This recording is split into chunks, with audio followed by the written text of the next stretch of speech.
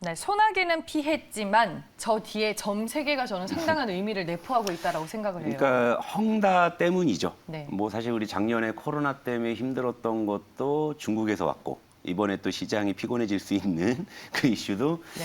중국발이긴 한데 간단히 말씀드리자면 이제 시장의 큰 제목과 색깔은 사실 그 연휴 전과 다르지는 않아요. 그러니까 뭐 어제 연휴 끝나고 하루 시장을 또 지켜봤는데 뭐 외국인의 또 인덱스 플레이는 뭐 여전히 좀 유지가 되고 있고 또 컨택트주가 뭐 상대적으로 선전하는 맞아요. 모습 뭐 어제 또 확인을 했고 그러니까 어제 시장의 모습도 일단은 추석 전과 이제 똑같은 모습인데 그러니까 여기서 이제 헝다라는 이슈가 이제 등장을 했기 때문에 이제 시장에 자꾸 노이즈가 지금 생기고 있는 그런 이제 구간이다 이렇게 볼 수 있죠. 그러니까 이런 거예요. 그러니까 헝다만 아니라면은 그냥 연휴 전에 그 분위기에 그대로 바톤을 이어받아서 이제 그대로 갈 수 있는 그런 상황에서 헝다라는 이제 돌발 변수가 딱 등장을 하니까 앞으로 시장이 좀 올라갈 만하더라도 이제 헝다가 시장의 뒷덜미를 좀 잡아끄는 이런 양상으로 좀 전개될 가능성이 있다. 요걸 좀 염두에 두셔야 된다. 이 말씀드리고 시장 한번 잠깐 점검하고요. 네.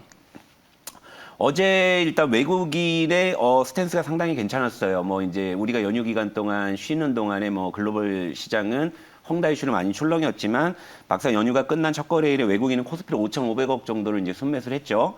그리고 코스닥도 뭐 한 500억, 한 600억 가까이 이제 매수를 했어요. 그러니까 어제 시장을 그냥 딱 한 줄로 요약하면 이거예요. 그러니까 헝다 이슈가 우리가 쉬는 동안에 터졌는데 연휴가 이제 지나가면서 이제 다소간의 완화가 됐고 여기 이제 어제 새벽에 있었던 그 FOMC 결과가 나름대로 이제 시장 좀 친화적으로 끝났다라는 분석, 이런 것들이 이제 상대 좀 많이 해석을 해준 거예요. 그러다 보니까 시장이 우리가 좀 우려했던 것보다는 상당히 좀 견조한 모습으로 그렇게 좀 마감은 됐어요. 그런데 어제 뭐 이제 헝다가 이제 뭐 이자 지급에 나섰다 이제 이런 소식도 전해졌고 이제 홍콩 증시 이제 항생이죠. 항생에서 이 헝다 이 주식이 이제 장중에 뭐 30% 급등하기도 했었고, 그러니까 단기적으로는 좀 완화되는 이제 그런 국면으로 좀 이제 진행된다 이런 판단에서 이제 시장이 생각보다 좀 선방하는 뭐 그런 모습을 좀 보여줬는데, 근데 이게 헝다 이슈가 이게 그렇다고 이게 어제 끝난 건 아니에요. 분명히 또 이 헝다 이슈는 다시 또 이제 때가 되면은 우리 시장을 또 괴롭힐 가능성이 이제 충분하고 이러다 보니까 이제 헝다만 아니라면은 그냥 갈 길 계속 갈 수 있는 사람들도 자꾸 이제 주의를 두리번거릴 수밖에 없게끔 만드는 이제 그런 이제 상황이다. 이런 점을 여러분들께서 아셔야 되고, 그리고 어제 이제 외국인의 수급을 추적해 보게 되면 헝다만 아니라면은 뭐 그래도 인덱스 플레이는 유효하다. 뭐 이제 계속적으로 시장의 방향은 테이퍼링 이유를 염두에 두고 있다. 이런 게 이제 가능한 거예요. 그러니까 업종 네. 한번 볼게요. 어제 외국인이 5,500억을 샀는데 어제 전기전자를 1,800억 정도를 샀습니다. 뭐 대부분 삼성전자를 뭐 사긴 했지만 전기전자를 1,800억을 샀고요. 어제는 이제 화학업종에 조금 매수세가 많았어요. 어제 좀 LG화학이 또 모처럼 급등해서 여러분들도 이제 좀 안도하셨을 텐데 화학업종에 2,100억에 매수를 좀 보여줬고, 그리고 이제 의약품, 어제 좀 바이오가 셀트리온 3인방을 위시로 해서 좀 강했죠. 맞아요. 예, 네. 그래서 외국인이 의약품 업종을 이제 1,000억 정도 매수했으니까 요 세 업종 상계 거의 코스피 매수랑 거의 일치합니다. 일치해요. 그런데 이제 이 특징이 뭐냐면 전기전자 그리고 화학, 의약품은 코스피 시가총액 최상위 업종들이에요.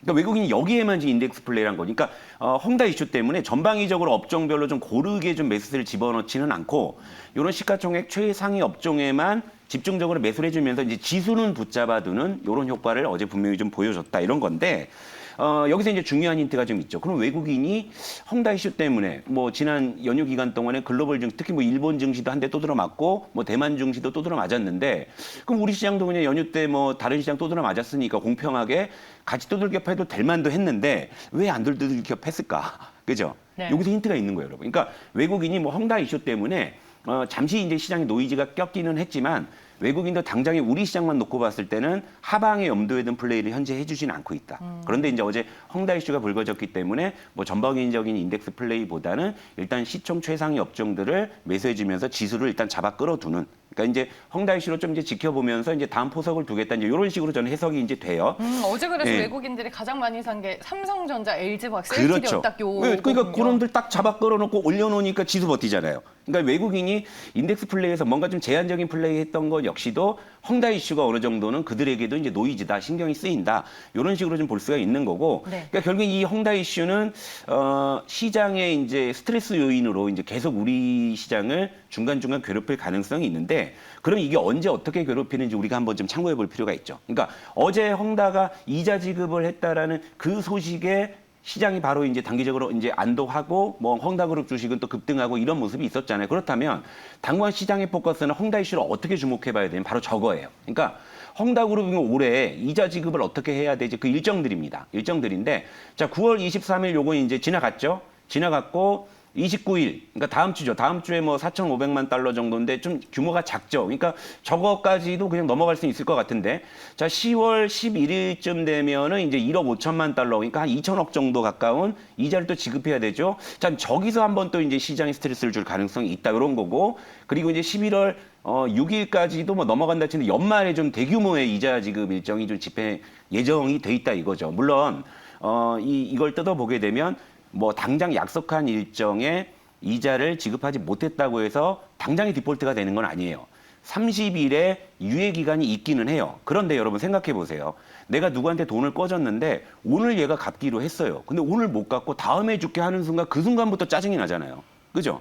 시장에도 당연히 그런 게 스트레스 요인일 수밖에 없다라는 거죠. 그러니까 저 이자 지급 일정은 한테 정확하게 좀 화면을 사진을 찍으시더라도 한 번 정도는 10월 초 그리고 연말쯤에 헝다그룹의 또 대규모 이자 지급 일정에 맞춰서 시장에 또 스트레스를 줄 가능성이 있다. 그리고 또 중간중간에 어떠한 이슈로 인해서 헝다가 또 불거질 수도 있는 거고. 그러니까 헝다 이슈는 저런 어떤 그 산적한 어떤 산 넘어 산의 일정이 있기 때문에 뭐 극단적으로 얘기하면 중국 정부가 헝다그룹의 위험을 우리가 통제하겠다는 이런 선언적 이벤트가 아니라면, 그러면 시장에 계속적으로 스트레스를 줄 수 있는 요인이다. 이 부분을 여러분들께서 염두에 두셔야 된다. 그러니까 앞으로의 시장도 이 헝다만 아니라면 그냥 가던 길 그냥 뒤돌아보지 않고 가면 되는 거였는데, 네. 앞으로는 계속 이제 두리번 뒤돌아보고 해야 되는 상황이 되었다. 이런 정도로 여러분들께서 시장을 이해하시면 좋을 것 같아요. 네, 알겠습니다. 이제 3분 정도 남았네요. 이제 다음 시장에 대한 전략을 저희가 이제 짜야 될 것 같습니다.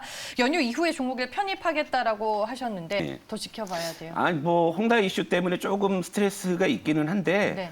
뭐 그냥 가던 길 그냥 가야죠. 뭐 두리번 거릴지언정 뭐 가야 되는 거고, 헝다만 아니라면은 그 색깔 그 뚜렷한 모습으로 그대로 지금 진행이 되고 있다라는 거 확인이 됐으니까 우리 퍼스트 클래스 종목 전략 키워드 한번 잠깐 보여주시고, 그러니까 그때 추석 연휴 전에 이제 예, 말씀을 해주셨죠. 예, 요대로 네. 갈 거예요. 그러니까 IT, 컨택트, 수소차 요 컨셉으로는 예, 그냥 갈 거예요. 뭐 물론 이제 헝다 이슈가 스트레스이긴 하지만 뭐 구더기 무섭다고 장을 못 담글 건 아닌 것 같아요.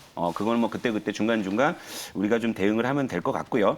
일단 뭐 헝다 이슈 때문에 우리가 생각하는 것만큼 시장의 어떤 그 상승 탄력은 나오지 않을 수 있습니다만, 그래도 이제 연휴가 끝난 직후의 시장도 연휴 이전의 시장과 뭐 약간 이제 노이즈 때문에 흐릿하게 보인 것은 분명히 있지만 네. 그 색깔이 그대로 유지가 됐기 때문에 저 전략으로 해서 이제 다음 주부터는 이제 종목을 제가 이제 계속 편입을 할 생각이고요.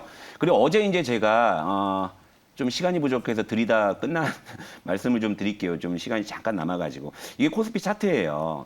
그러니까 제가 이걸 좀 어제 좀 철학적으로 보자 말씀을 드렸잖아요. 우리 코스피가 6월 그 사상 최고치 대비해서는 약 5% 정도 하락한 구간이거든요. 그러니까 생각보다 많이 안 내려온 거죠. 그런데 이 5%의 하락의 어떤 구간에서는 대형주들의 어떤 순환 시대가 여기 포함이 됐기 때문에 여러분들의 어떤 심적인 그 피로감이 더 클 수 있었던 구간이었어요. 그런데 전체적으로 지수를 놓고 보게 되면은 우리 시장이 고점 대비해서 그렇게 많이 빠진 시장은 분명히 아니라는 거고요. 그리고 또 이제 더 길게 늘어뜨려 보면 우리 시장은 지금 코로나 이 저점 대비해서 무려 이제 130% 정도가 올라 있는 상황이에요. 그런데 여기서 이제 유동성이 이제 빠져나간다는 시그널에 자꾸 시장이 흔들리는 모습을 보이는 이유는 무엇이냐면, 자, 우리가 그동안 이렇게 올라왔던 이 구간들 있지 않습니까? 이 자산 가격, 이건 부동산도 마찬가지죠. 그러니까 헝다그룹이 흔들리게 된 결정적인 계기도 과도한 유동성 레버리지가 발단이 된 거였잖아요. 근데 우리 시장도 여전히 이 가격은 유동성으로 떠받친 이 상당 부분 차지하고 있단 말이에요. 그러니까 지금 이 구간에 우리의 자산 가격이 과연 정당성을 가지고 있느냐. 사실 이게 지금 핵심 이 포인트예요. 그러니까 이 가격이 정말 합리적인 거냐, 이유를 갖고 있는 타당한 가격이냐, 이거를 이제 증명해내면 헝다 이슈가 불거져도 시장은 잘 버텨낼 거란 말이에요. 근데 이게 지금 확인이 아직은 안 됐다. 저는 이런 생각인 거예요. 그러니까 이번에 3분기 어닝 시즌이 굉장히 중요할 수 있는 것이고, 그리고 이제 지표와 실적이 그 어느 때보다 중요한 구간이 되는 거예요. 왜냐하면 돌발 이슈가 생겨도 여기서 막아주고 여기서 막아주고 여기서 막아주는 작용이 일어나려면 이 가격에 대해서 우리가 정당성을 확보해야 된단 말이죠. 그러니까 앞으로는 지표와 실적이 그 어느 때보다 중요해지는 것이기 때문에 여러분들이 이 부분을 꼭 염두에 두셔야 되고요. 그리고 중요한 건 이만큼 올라왔잖아요. 앞으로 얘가 오르면 얼마나 더 오를 수 있을지에 대한 철학적 고민도 한번 해봐야 되는 구간인 건 분명히 맞는 것 같아요. 그러니까